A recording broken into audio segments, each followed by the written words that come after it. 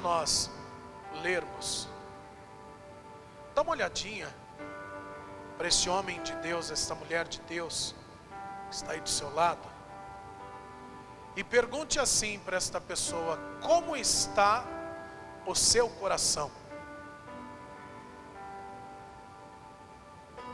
Pergunte para mais uma pessoa: como está o seu coração?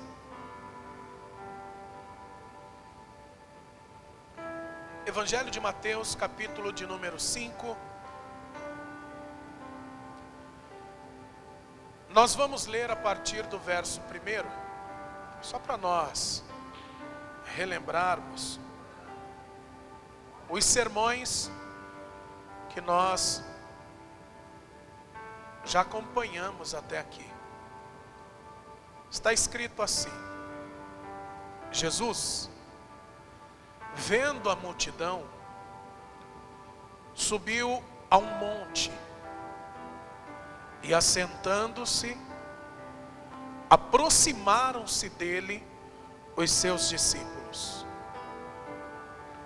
E, abrindo a boca, os ensinava, dizendo: bem-aventurados, muito mais do que felizes, são os pobres de espírito, os humildes de espírito, porque deles é o reino dos céus.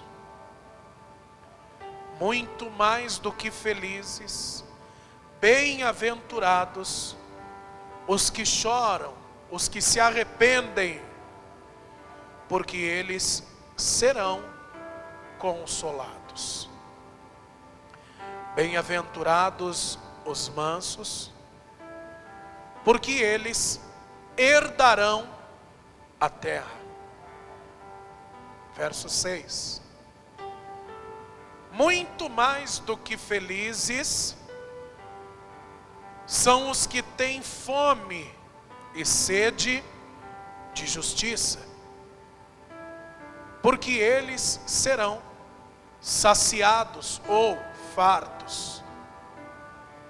Bem-aventurados os misericordiosos, porque eles alcançarão misericórdia. Verso 8. E base para o sermão de hoje: bem-aventurados os limpos de coração, porque eles, os limpos de coração, verão a Deus. Amém? Mais do que felizes são os limpos de coração, porque eles verão a Deus. Feche os teus olhos por um instante. Espírito Santo, um dia o nosso Senhor, o nosso Salvador, ainda antes de subir aos céus, Ele disse que aquele que nós iríamos receber, aquele que estaria conosco todos os dias, até a consumação dos séculos, até que o Senhor mandasse soar as trombetas nos 4 cantos da terra, até que o Senhor mandasse soltar o alarido, até que o Senhor viesse sobre as nuvens dos céus, com poder e grande glória. Ele mesmo disse que quem iria nos ensinar acerca dele, quem iria trazer-nos a revelação, quem iria nos ministrar, é o Senhor. Quem sou eu para dizer como o Senhor tem que ministrar a cada um de nós aqui? Se somos pessoas que temos que receber diferente umas das outras. E o Senhor sabe aquilo que tem que ministrar e a forma como tem que ministrar a cada coração e qual é a parte que esta pessoa mais está precisando ouvir e aprender. Então, Espírito Santo, que o Senhor continue na direção de tudo. Que o Senhor fale aquilo que nós, como cristãos, como homens e mulheres de Deus, precisamos ouvir e não aquilo que queremos, para que através de nós o Teu nome seja glorificado. Amém. Podeis tomar o assento, por favor?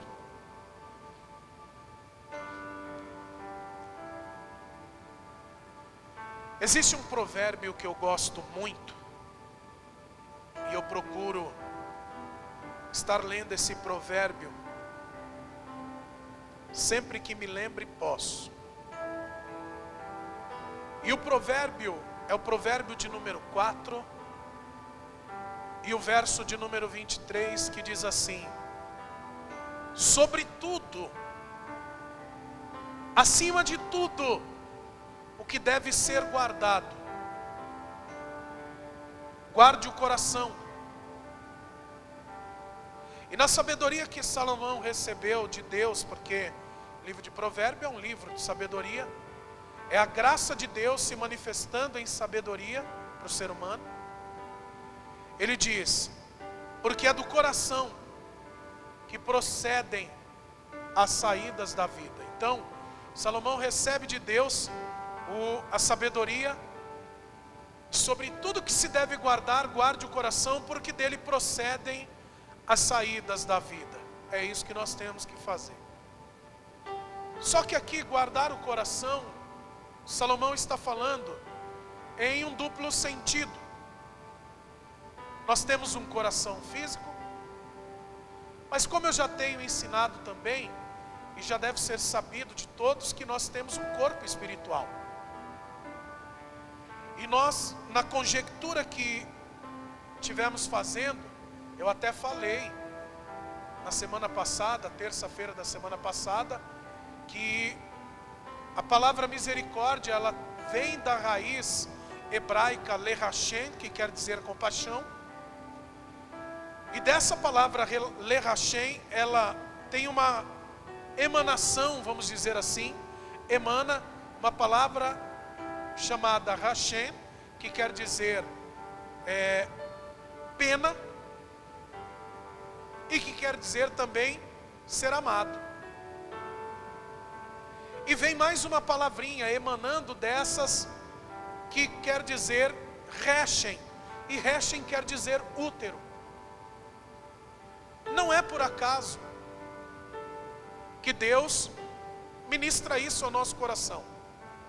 Não é por acaso que Jesus, ministrando as bem-aventuranças, no início do Sermão da Montanha, ele vem falando sobre misericórdia e ligando isso ao útero, mostrando para cada um de nós que tudo aquilo que ele veio ensinando, até ali, o versículo de número 7, sobre a misericórdia, e aquilo que ele vai continuar ensinando, eu não posso me esquecer jamais, que eu não consigo gerar nada do lado de fora. Não é estufa, não é chocadeira.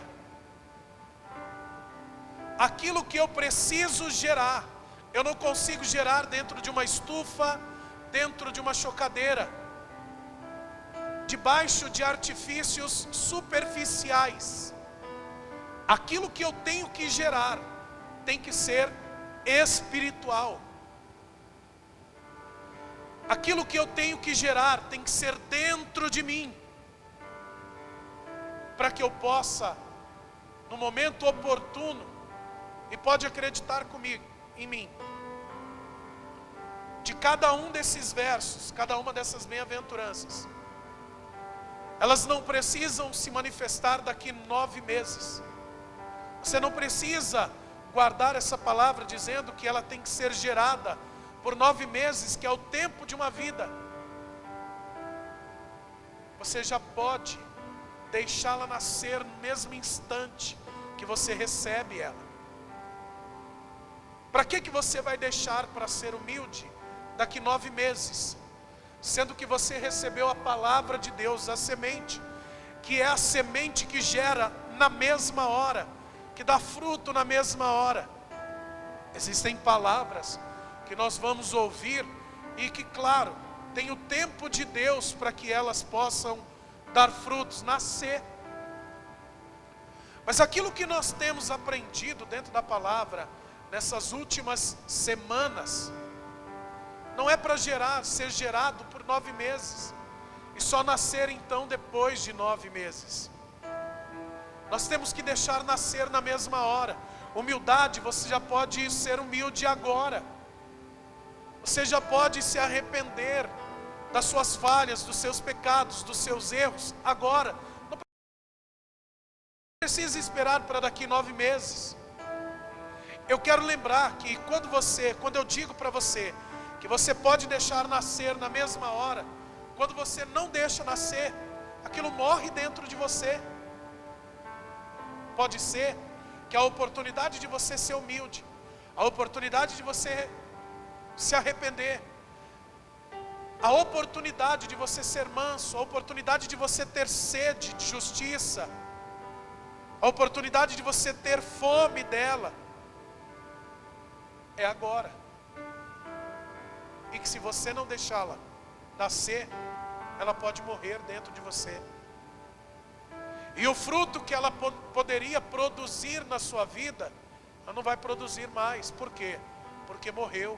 Eu vou ter que limpar novamente a terra, trabalhar a terra novamente, para que eu possa receber essa semente novamente. Eu disse aqui no domingo, prova de que existe uma graça sendo gerada dentro de nós, é Maria ter gerado Jesus. Jesus era, e é, e será para sempre, a semente da graça, que foi gerada não de uma chocadeira, eu repito, e não foi gerado dentro de uma estufa. O Espírito Santo fez lá uma estufa espiritual, ou fez qualquer coisa nesse sentido parecido, e depositou Jesus lá dentro, a semente da graça. Tanto é que a graça é gerada dentro de nós, que Maria gerou Jesus dentro dela. Quando chegou no tempo do nascimento, Maria não ficou segurando Jesus lá dentro. Ela permitiu que ele nascesse. E nasceu.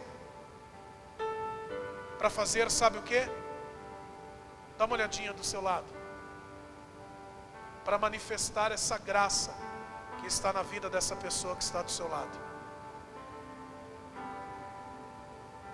Aqui nós aprendemos, no verso de número 8, que ser limpo de coração é algo que nós também geramos dentro de nós. Ter um coração espiritual, um útero espiritual, mas ter um coração, fisicamente falando, humanamente falando, limpo.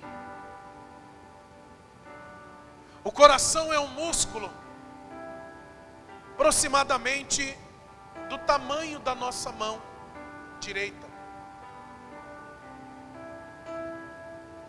Como entender o funcionamento desse coração? Como é possível ele bater? Como pode? Se nós precisamos de impulsos elétricos para isso, e nós não estamos ligados em nenhuma tomada, não funcionamos, porque nós temos um sistema avançado de captação de energia solar para nos fazer ter energia. Se nós não temos uma bateria dentro de nós, que depois a gente vai lá e coloca os 2 dedos na tomada e a gente começa a recarregar. Deus é tão perfeito e faz as coisas com tanta perfeição, que Deus colocou dentro de nós células envolvidas por membranas, e através das nossas ações, cada uma dessas células, elas começam a enviar impulsos eletromagnéticos uma para outra, e delas para os nossos nervos, para as nossas fibras musculares, para que toda essa energia sendo gerada possa então colocar para funcionar o nosso coração. O nosso coração pode sofrer com algumas enfermidades. Se nós não dermos a ele o devido cuidado, ele pode sofrer algumas enfermidades. Para você ter uma ideia, o coração ele é tão importante, que no momento em que Deus estava ali criando, Deus estava fazendo o coração, viu que o nosso coração precisava ficar bem protegido. Que lugar mais forte e bem protegido do que no nosso tórax, onde nós temos ossos fortíssimos. Aí Deus olha e pensa assim: o coração, ele vai ficar batendo, pulsando. Só que ele não pode entrar em atrito com o tórax, com os ossos. Então Deus faz o quê? Deus envolve o coração em uma membrana, e dentro dessa membrana vai uma espécie de cera, que envolve por completo o coração. Essa espécie de cera, ela faz com que o nosso coração, ele fique lubrificado. Como ele bombeia, ele precisa de lubrificação, para não endurecer, enrijecer e parar. Existem enfermidades, como eu disse, que toma conta do coração, e uma delas é chamada angina. Essa angina, ela funciona da seguinte forma: vamos dizer que você come muita coisa gordurosa, você come muita coisa que não deve. Conforme o coração vai batendo e vai arremessando, bombeando sangue para o corpo, toda aquela gordura que foi absorvida, ela também vai para o sangue. Então, na medida em que o sangue vai sendo bombeado, aquela gordura que está no meio do sangue, ela vai se alojando nas paredes das veias e principalmente das artérias. O coração tem dois lados, dois ventrículos, o direito e o esquerdo. O direito é responsável por bombear o sangue para as veias, é o lado venoso do coração. O lado esquerdo é o lado arterial. Então ele tem por objetivo pulsar, enviar o sangue somente para as artérias. Então imagine que toda essa gordura, ela vai se alojando, ela vai tomando o espaço da parede arterial e das veias. O que é que vai acontecer com isso? O sangue vai ficar muito mais difícil de passar. Então automaticamente o coração vai ter que trabalhar de uma forma mais intensa. Ele vai ter que trabalhar com mais força, ele vai ter que mandar o sangue com mais força. Por quê? Porque ele entende que as artérias estão sendo obstruídas. Então, de tanto ele bater mais forte, ele vai cansando. A angina é o cansaço do coração. Mas não é só a questão do cansaço que é o problema. O problema é que na medida em que nas paredes das artérias e das veias vão se acumulando a sujeira, também os nutrientes vão ficando. Então o nosso organismo, nosso corpo, os órgãos, eles não vão receber todos os nutrientes necessários para o nosso corpo. E é claro que o coração, ele vai cansando. Por isso que tem algumas pessoas que quando vai ao cardiologista, chega ali, o cardiologista vai ver os batimentos, e os batimentos normais são entre 60 e 100 batimentos. O médico vê que aquele coração, ele está batendo, mas ele está muito cansado. A pessoa responde isso na respiração, cansaço. Ela não aguenta mais fazer quase nada, que ela fica sem fôlego, fica sem respiração, fica ofegante. Por quê? Porque o coração dela, o corpo dela está entendendo que ela está usando uma quantidade muito maior de oxigênio, está fazendo muito mais esforço. O coração precisa trabalhar muito mais e intensamente mais. Aí precisa fazer cateterismo, uma angioplastia, precisa limpar as veias, as artérias, para que o sangue possa correr novamente, ter o fluxo contínuo e normal dele. E quando a obstrução acontece por inteiro, pode acontecer de uma artéria dessa romper, e aí o que acontece? Um AVC. Na melhor das hipóteses, eu quero dizer um AVC, mesmo sabendo que é uma coisa ruim. Por quê? Qual que é a outra consequência? Morte. A segunda maior enfermidade que hoje em dia alcança as pessoas, o coração das pessoas, é a arritmia cardíaca. E o que é a arritmia cardíaca? Alguém sabe? É o coração descompassado.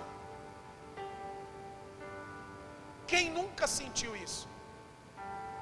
Muitas vezes você está ali, de repente dá uma acelerada, e logo em seguida já para.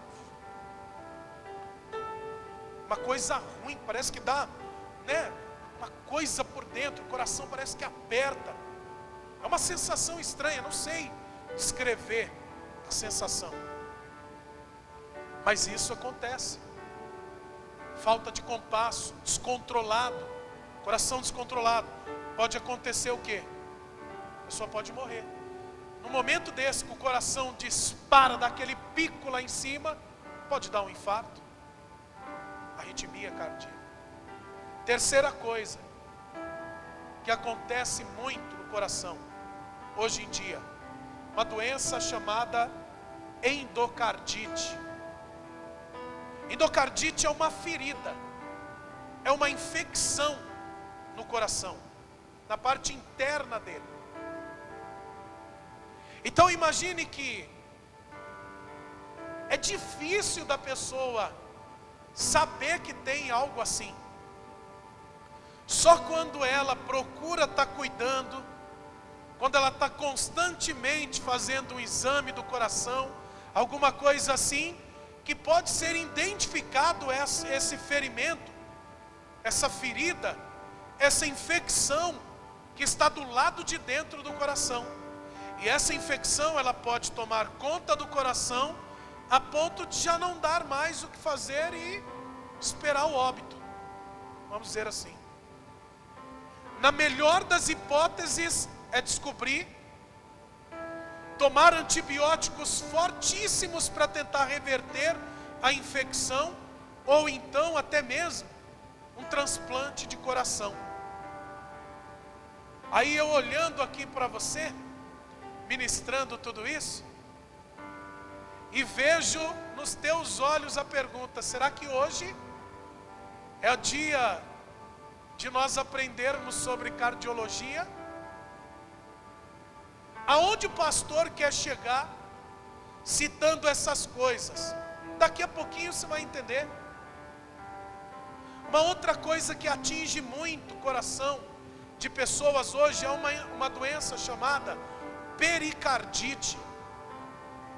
Lembra que eu falei da membrana que envolve o coração? E dentro dessa membrana, onde o coração está, existe uma espécie de cera.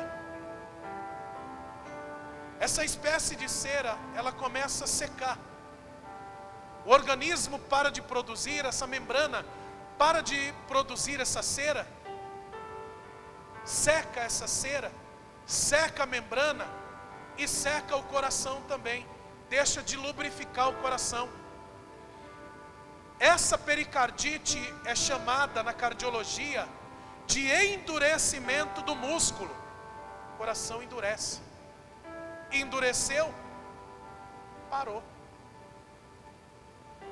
E a próxima coisa que acontece demais hoje em dia, que nós sabemos, são infartos. Aí, como eu disse, nós sempre vamos chegar em algum lugar com aquilo que é ministrado. Nós estamos falando em coração puro, para que nós possamos ver a Deus. Eu falei para você de 5 coisas que podem acontecer no nosso coração, fisicamente falando. Mas essas 5 coisas podem também acontecer conosco, espiritualmente falando, no nosso coração. Eu falei aqui sobre a angina. Antes de tratar isso no meu coração, se eu quero ter um coração puro, eu preciso, antes de mais nada, fazer aquilo que Deus fala a Salomão no provérbio de número 23 e no verso de número 26. Deus faz um pedido, e o pedido de Deus é: filho meu, dá-me o teu coração. É esse pedido que Deus faz. Entenda, se nós não entregarmos o nosso coração ao Senhor, que é o médico dos médicos, o cardiologista dos cardiologistas, se nós não entregarmos o nosso coração a Ele, nós podemos morrer espiritualmente de alguma dessas enfermidades espirituais e outras mais. Uma passagem maravilhosa. Deus é dono de tudo, amados. Ele poderia muito bem chegar e dizer assim: foi eu que te fiz. Como está escrito, como Deus disse a Jeremias: foi eu que te gerei. Eu vou pegar o teu coração para mim agora. Mas Ele é tão educado, que mesmo tudo pertencendo a Ele, Ele nos dá o livre-arbítrio, poder de tomar decisões, de fazer escolhas. E aí Ele vem nessa sublime passagem dizendo: filho meu, dá-me o teu coração e os teus olhos observe os meus mandamentos, a minha palavra. Ele está dizendo para mim e para você: vocês são meus filhos, e eu quero que vocês me deem o vosso coração. Em Apocalipse 3:20 está escrito ali: eis que estou à porta e bato. Se alguém ouvir o quê? Só o barulho? Não é só o barulho.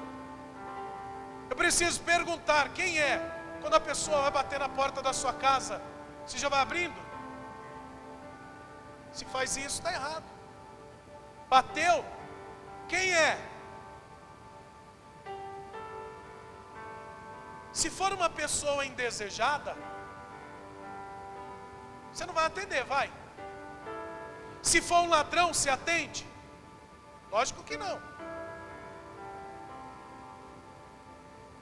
Mas nós estamos falando em uma passagem onde é o próprio Deus, onde é o Filho, é o Senhor Jesus,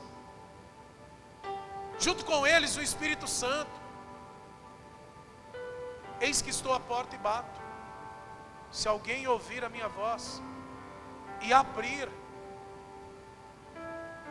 como que eu vou deixar Deus do lado de fora do meu coração?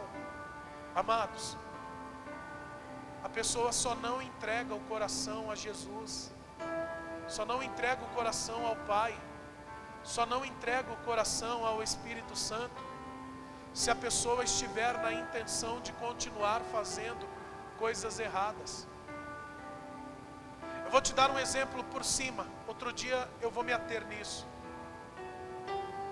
As pessoas acham que Sansão perdeu a força dele a partir do momento que ele falou que a força dele estava nos cabelos. Mas Sansão não perdeu a força porque a força dele estava no cabelo, não. Sansão perdeu a força dele a partir do momento que ele tirou o coração dele da presença de Deus e entregou o coração dele para uma prostituta. Entregou o coração dele para Dalila. Eu não quero ser um prostituto na minha vida espiritual, e nem muito menos na minha vida pessoal, humana. Eu não quero dividir o meu coração entre dois senhores ou mais senhores. A parte maior do meu coração, escute, a parte maior do meu coração, a parte principal do meu coração é de Deus. Talvez você pensasse que eu ia dizer que é da minha esposa, mulher que eu amo muito, mulher que me ganhou para Jesus, mãe da minha filha. Talvez você pensasse que eu ia dizer que a parte principal do meu coração é da minha filha. Mas a parte maior e principal do meu coração é do Senhor. Depois vem a minha esposa, minhas filhas, amigos, companheiros e tudo mais. Por que que eu estou te dizendo isso? Porque eu sou melhor que você? Não. É porque essa é a regra básica para a nossa vida com Deus. E mesmo tendo uma parte que eu vou dividir com a minha família, com os meus amigos e com todo o restante da minha vida, com todo o restante das áreas da minha vida, eu tenho que entender que quando Deus fala alguma coisa no meu coração, e eu tiver que tomar alguma decisão, fazer alguma coisa, eu não posso pensar simplesmente naquilo que vem depois. Eu tenho que levar em consideração o principal, que é Deus no meu coração. É por isso que Ele está dizendo: eu estou à porta e bato. Se alguém ouvir a minha voz, e Ele está querendo dizer, se alguém ouvir a minha voz, porque Ele sabe que tem gente que ouve e não abre. Não é interessante para nós ouvir Deus batendo na porta do nosso coração e dizendo: me deixe entrar, e a gente manter o coração fechado. E pode acreditar que hoje em dia, e é isso que Jesus também está ensinando, quando Ele vem falando dos limpos de coração, Jesus está falando de pessoas que estão sofrendo de angina espiritual, com medos, com decepções, com tristezas, com dúvidas, com preocupações, pessoas que dão a maior parte do seu coração para esses exemplos que eu acabei de citar aqui, e quando vai ver, a única parte que sobrou do coração para Deus, para Jesus, para o Espírito Santo, é quase nada. Eu tenho medo, sinto medo, sim. Tenho preocupações, tristezas, quem é que não tem?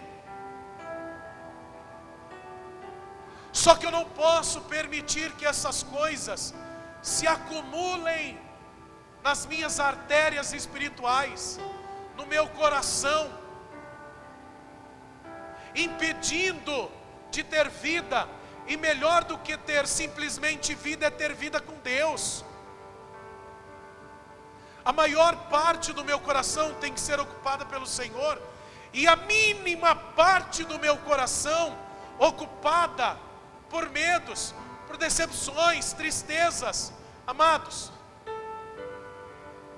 aquilo que você dá maior espaço no seu coração é o que vai comandar a sua vida. Se você der o maior espaço do seu coração para o medo, para a tristeza, decepção, frustração, dúvida, é isso que vai comandar a sua vida. Viver uma vida de medos, de decepções, de tristezas, de angústias. Não permita que o fluxo da sua vida seja impedido.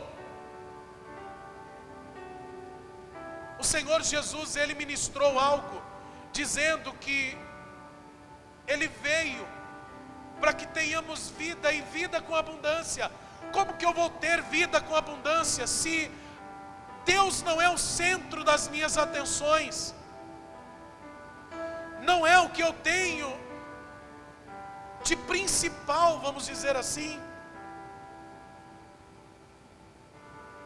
Sabe, uma pessoa aqui dentro da palavra de Deus sofreu de angina espiritual, Ana. O próprio marido dela, primeiro livro de Samuel, capítulo 1, vai chegar para ela e vai dizer assim: por que que você está mal? Por que que está mal o teu coração? Por que que você não come? Por que que você não bebe? Por que que você está triste? Por que que teu coração está mal? Ele conseguiu olhar para a mulher dele e teve a coragem, porque durante 11 anos ele não teve essa coragem. Mas agora, depois de 12 anos de casado, ele olha para a mulher dele e diz: o teu coração está mal. Sabe por que que você é uma mulher frustrada? Que você vive triste, decepcionada? Sabe por que que você não come?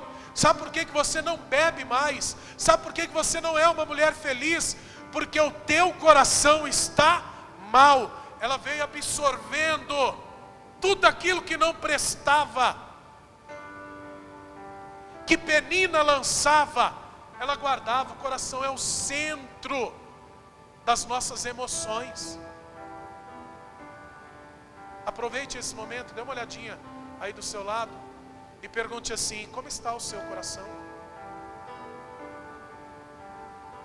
A minha pergunta para você, amado, a minha pergunta para você, amada, povo do Senhor, é: o que você tem permitido se alojar nas suas artérias espirituais e no seu coração? Qual que é o espaço que o Senhor tem ocupado no seu coração. A próxima enfermidade que ataca o coração que nós vimos foi a arritmia. Quando o nosso coração ele é entregue ao Senhor, quando nós ouvimos a voz dele, deixamos ele entrar, ou então, como ele mesmo pede o nosso coração, nós entregamos para ele. Nesse momento, a gente não precisa mais estar ansioso por coisa alguma no mundo.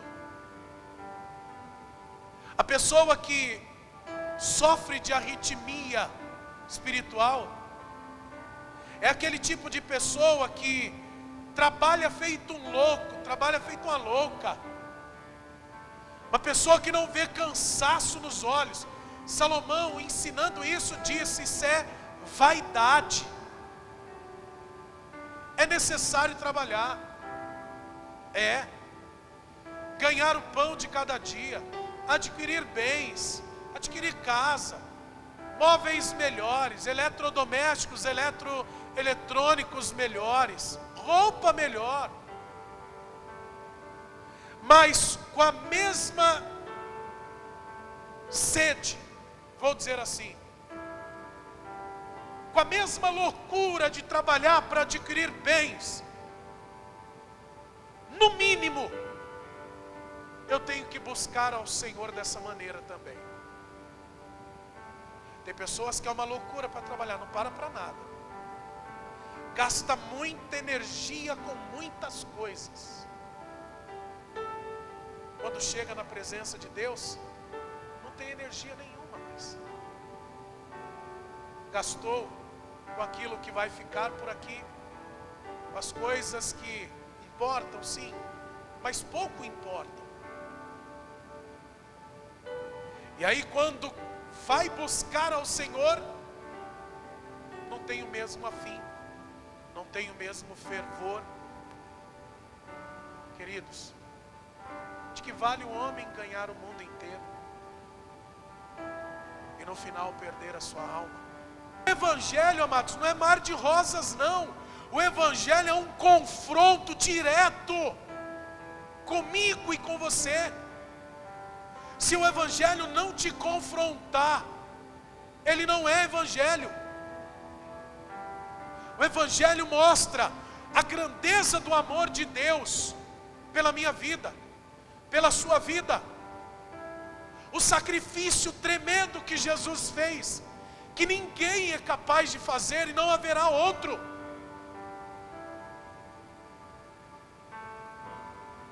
Mas também é o Evangelho que me mostra aquilo que eu tenho que ser. Se o nosso coração não for limpo,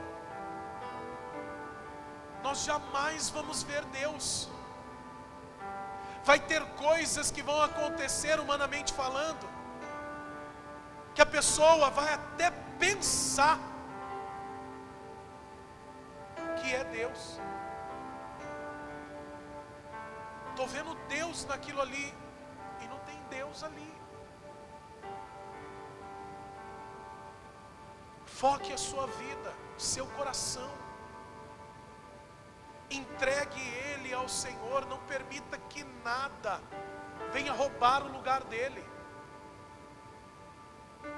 Experimente todos os dias ao se levantar, dizer assim: Senhor, estou te ouvindo bater no meu coração, pode entrar, toma conta de tudo. Amados, ele limpa o coração da gente.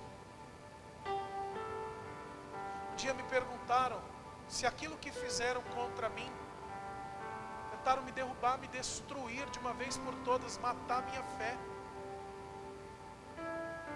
Me perguntaram se havia ficado algum sentimento mal, como hoje meu filho na fé me perguntou isso também,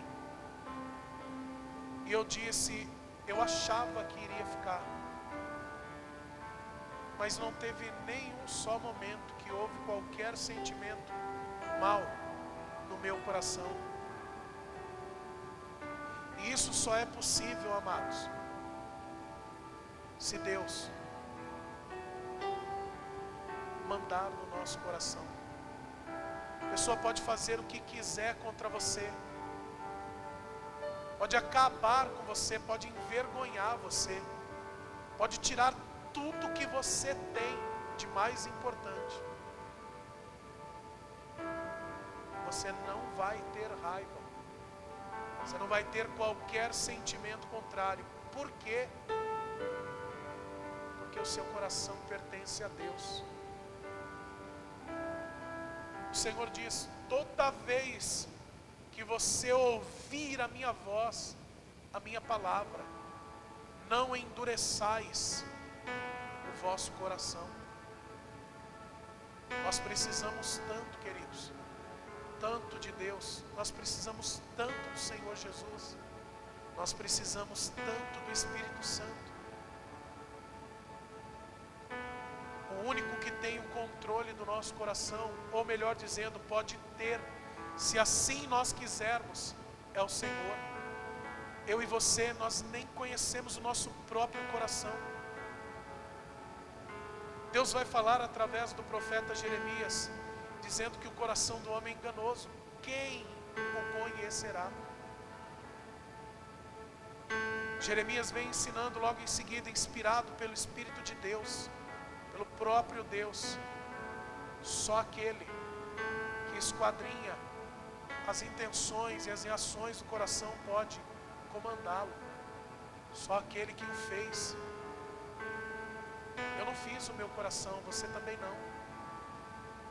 Quem fez foi o Senhor, Ele conhece. É muito fácil o nosso coração se endurecer. Quando nós ouvimos aquilo que nós não desejamos ouvir, não queremos ouvir, o nosso coração já se endurece, fecha. Existem muitas pessoas no nosso meio cristão, de uma forma geral, com os corações endurecidos. E que cá para nós, muitas vezes somos nós mesmos quem endurecemos os corações dos outros. Com palavras, com atitudes. Como homem, como ser humano, eu sei que muitas vezes eu endureci corações. Mas eu tenho certeza que muito mais foram as vezes em que através da palavra de Deus, pela graça e pela misericórdia de Deus, corações foram transformados. Eu não sei aquilo que está no seu coração hoje. Se de repente tem alguma coisa aí que possa estar trazendo algum tipo de enfermidade espiritual para o seu coração. Tem coisas que acontecem no nosso coração que nem a nossa esposa sabe. Tem coisas que acontecem no coração da esposa que nós, os maridos, nem sabemos. Tem coisas que nós falamos muitas vezes para elas no momento de desespero do nosso coração, os nossos filhos, que nós nem imaginamos o que depois vai acontecer no coração deles. Pessoas que nos amam, pessoas que depositam a sua confiança em nós, e nós acabamos falando alguma coisa que vai trazer uma ferida para o coração da pessoa. Ser limpo de coração não é um benefício só para mim e só para você não, para que possamos ver a Deus não. Quando nós temos um coração limpo, nós temos um rosto formoso, porque o coração alegre aformoseia o rosto, diz o Senhor. A nossa boca muitas vezes fala daquilo que o nosso coração está cheio. Quais palavras, queridos, nós temos deixado sair da nossa boca e que nós nos esquecemos que isso está saindo do nosso coração?